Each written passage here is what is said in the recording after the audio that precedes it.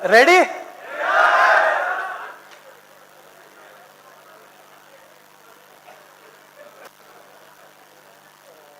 मैंने 25 लाख रुपीस खर्चा करके ये सीखा है। इसका नाम है सेल्स प्रोसेस पैंको। एमबीए में सीखा है मैंने।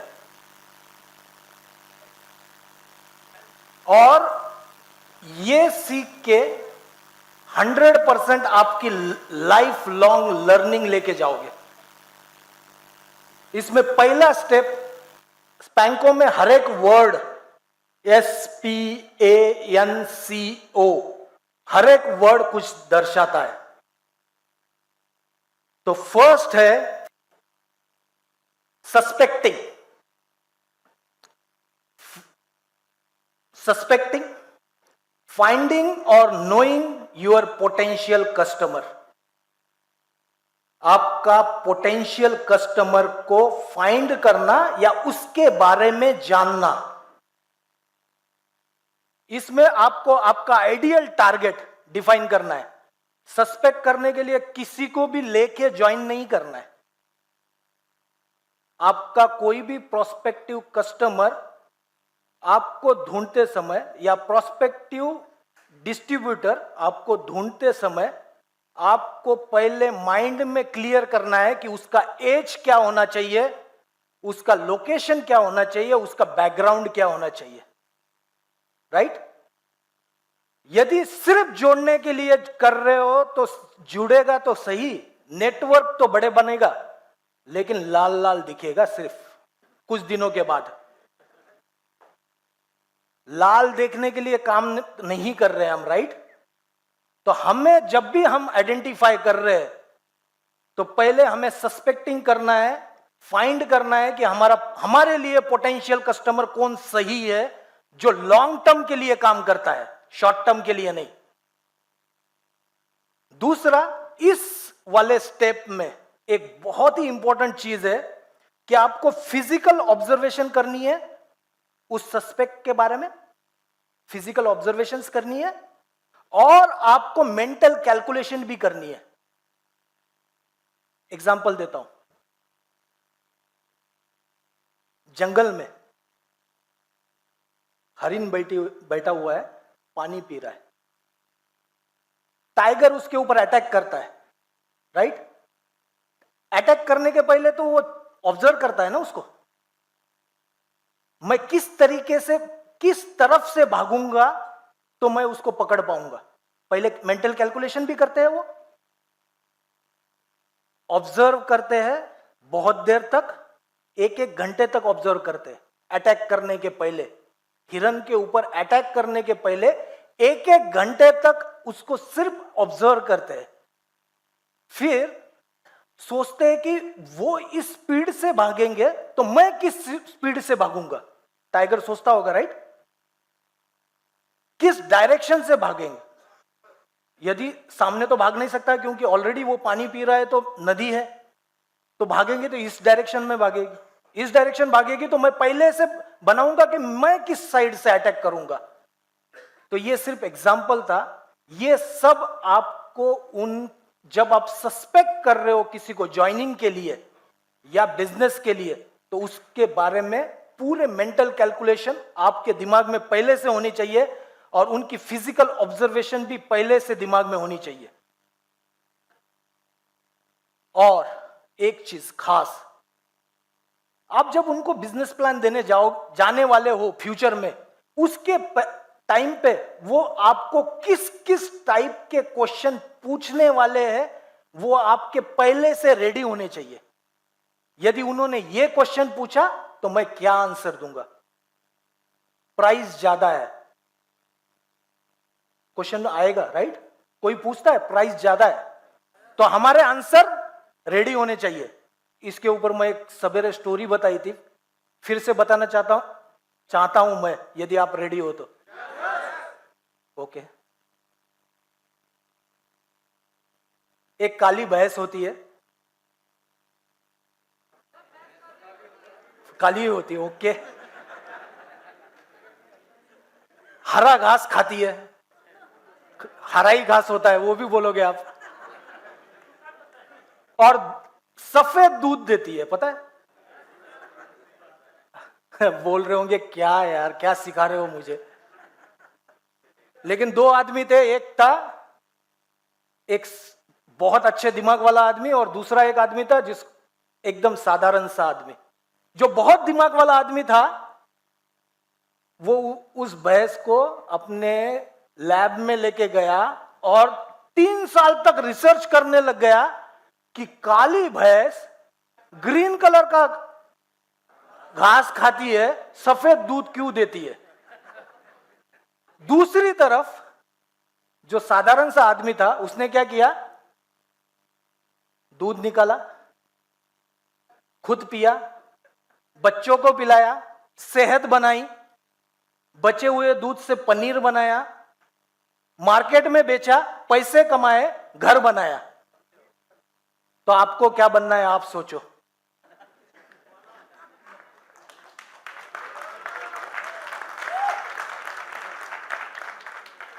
आपको क्या करना है आप सोचो। डिसेक्शन करना है, पूरी साइंटिस्ट की स्टडी लगानी है, या फिर उसका फायदा लेके, हीमोइम का फायदा लेके बेच के सबका जीवन सुधारना है और अपना भी जीवन सुधारना है। आप देखो।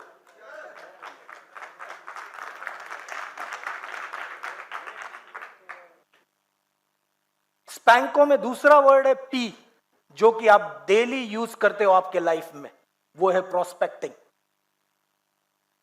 करते हो राइट? आप लोग प्रोस्पेक्टिंग करते हो, लेकिन उसके पहले का स्टेप नहीं करते हो, सस्पेक्टिंग वाला। वो करना बहुत जरूरी है। प्रोस्पेक्टिंग में एक वर्ड लिखा है, it is process of identifying man. Man यानी मैन नहीं, MAN, मनी, अथॉरिटी, नीड। जब आप किसी को प्लान देने जा रहे हो तो उसके पहले आपको पता होना चाहिए कि ये डिसीजन लेने वाला आदमी खुद है क्या उसकी वाइफ है। नहीं तो क्या करेगा, सुन तो लेगा आपके पास से, आधा घंटा वेस्ट भी करेगा और थोड़ी देर के बाद बोलेगा बीबी को पूछ के ज्वाइनिंग करवाता हूं। तो पहले से पता होना चाहिए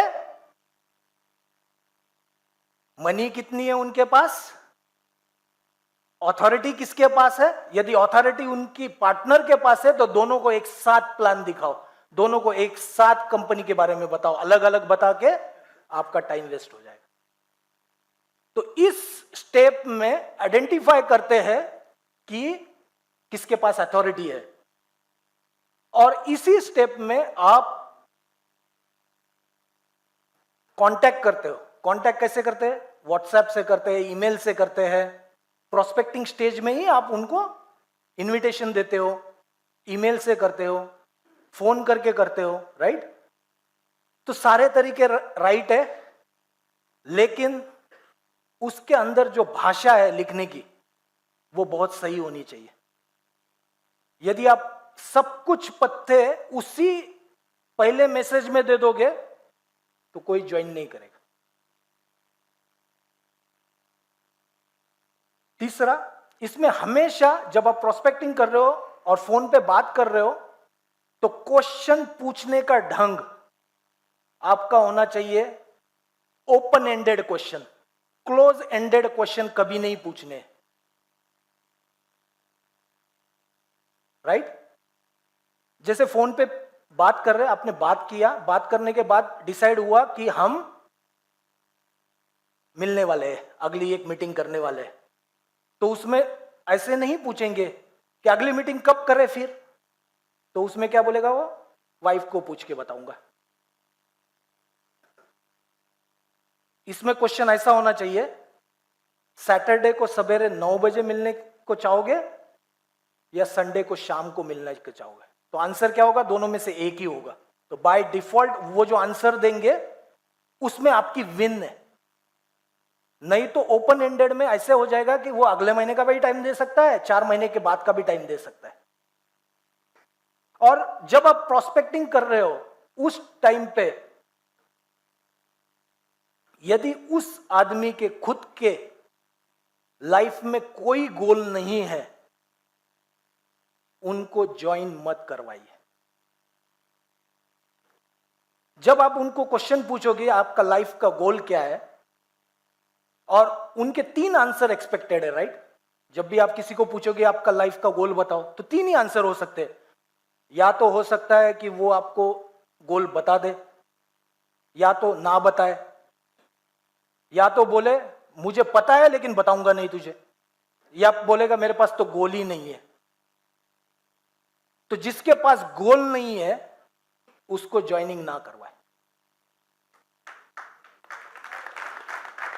और यही चेयरमैन ने बोला है अभी अभी, लाइफ में गोल होना बहुत ज्यादा इंपॉर्टेंट है। लाइफ में यदि गोल होगा तो आप इसको मोल्ड करके, आप उसको मोटिवेट करके सक्सेसफुल बना सकते हो, लेकिन जिसका गोल ही नहीं है उसको ज्वाइनिंग करके कोई फायदा नहीं है, टाइम वेस्ट है। सिर्फ आपको आपका स्ट्रक्चर भरा हुआ दिखेगा, मेरे लेफ्ट में 1 लाख लोग हैं लेकिन मेरा इनकम नहीं आ रहा है बोलेंगे।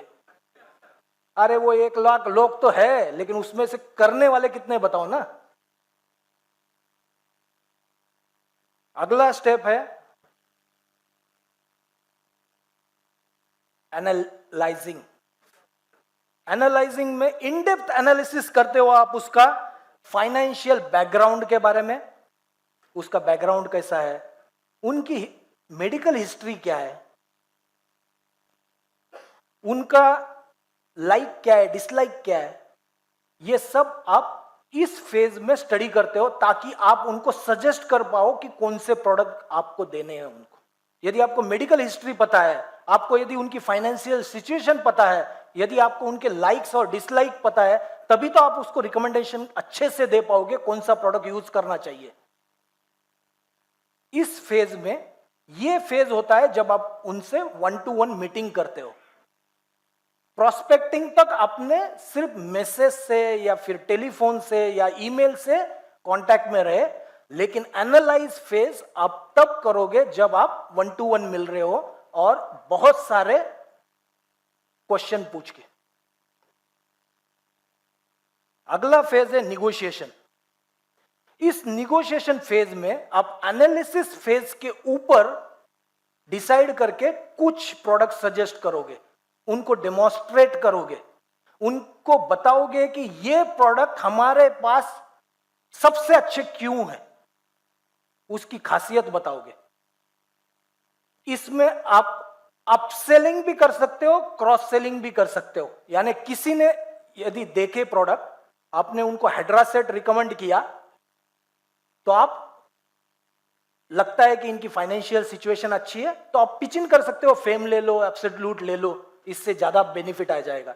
या क्रॉस सेलिंग कर सकते हो कि टूथपेस्ट तो दिया था, उसके साथ हिमोइम भी दे दो, तो अलग से कैटेगरी दे दी आपने, तो इसको क्रॉस सेलिंग बोलते हैं। अपसेलिंग यानी उसी कैटेगरी का ऊपर का प्रोडक्ट, क्रॉस सेलिंग यानी अलग कैटेगरी का प्रोडक्ट।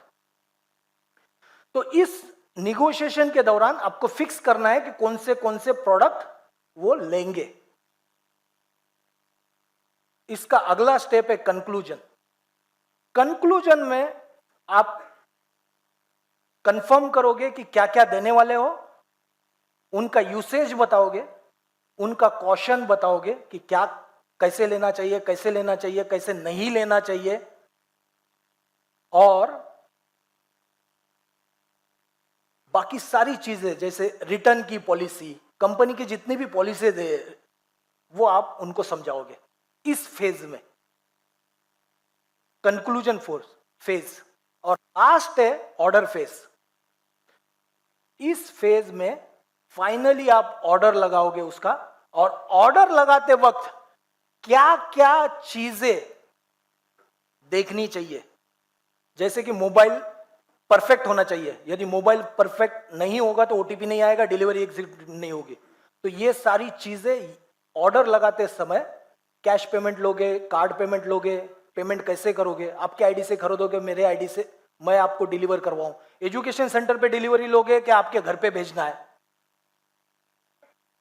सर 3,000 तो हो ही गया, 1,500 का और ले लो, डिलीवरी फ्री हो जाएगी आपके घर पे। ये सारी चीजें आप ऑर्डर फेज में कंप्लीट करोगे। क्या हम यूज कर सकते हैं इस टेक्निक को हमारे यहां पे? Thank you everyone, thank you very much.